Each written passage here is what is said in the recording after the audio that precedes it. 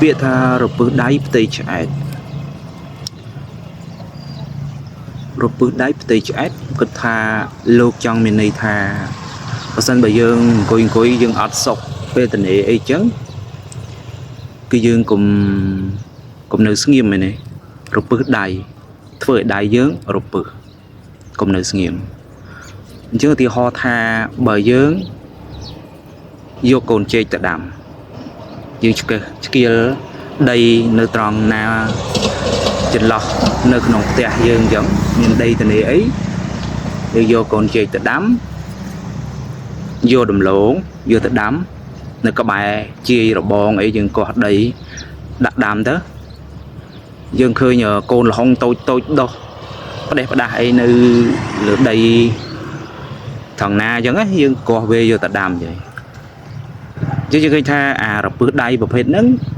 វានឹងមានប្រយោជន៍មានអត់ពីព្រោះតាមរយៈក្រោយគឺយើងនឹងបានចេកធ្លាក់ត្រយងដំឡូងចាប់ផ្ដើមមើមយើងបានព្រោះស្ងោយអញ្ចឹងទៅល្ហុងក៏ចាប់ដើមផ្លែដែលយើងអាចបេះយកទៅស្ល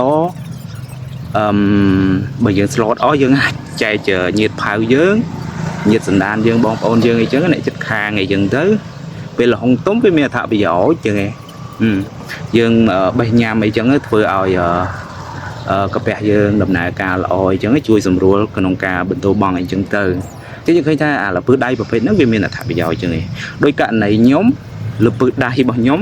សៅរ៍អាទិត្យឡើងក្រោយពីទនេពីការងារពេលច្រើនខ្ញុំលេងជាមួយកូនអីចឹងទៅអូខេយើងទិញជារូបចាក់អីចឹងទៅប្រពន្ធគាត់ចាក់អីចឹងទៅខ្ញុំអ្នកដាក់ដំឡើងលើជញ្ជាំងតាំងអីចឹងទៅអញ្ចឹងយើងឃើញថាវាមានអត្ថប្រយោជន៍មួយវិញទៀតខ្ញុំក៏ចូលចិត្តបង្កើតលក្ខណៈកម្មវិធីក្នុងទូរស័ព្ទក៏ដូចជាធ្វើវីដេអូតិចតួច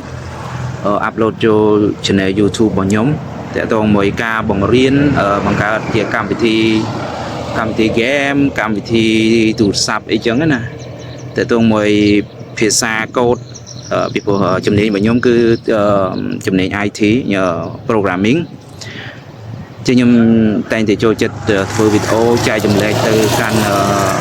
បងប្អូនជំនាន់ក្រោយអញ្ចឹងណាបើគាត់ចាប់អារម្មណ៍វិស័យតាក់ទងមួយផ្នែកបង្កើតហ្គេមក៏ដូចជាបង្កើត mobile app ឬក៏អាចថាខ្ញុំឥឡូវខ្ញុំប្រឡូកនៅក្នុងការបង្កើត website ក៏ដូចជា dev operation ខ្លះអីចឹងយើងតិចច្រើនអីយើងចេះតិចតួចអីយើងចែកចម្លែកអ្នកដែលគាត់ទឹមតែចាប់ផ្ដើមដំបូងគាត់អត់ទាន់ចេះសោះអីអញ្ចឹងណាប៉ុន្តែយើងគួរតែប្រយ័ត្នមួយដែរមិនប្រកាសថារាល់ការរពឹសដៃទាំងអស់សុទ្ធតែបានផលនោះទេពីព្រោះនៅក្បែរនៃហ្នឹងក៏វាអាចជា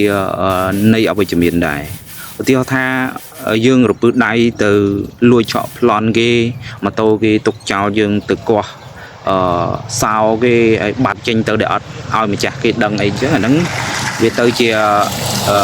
ការល្មើសច្បាប់ហ្នឹងមែនទេអញ្ចឹងវាត្រូវវាទៅចូលក្នុងជាប់ទោសទណ្ឌណាអញ្ចឹង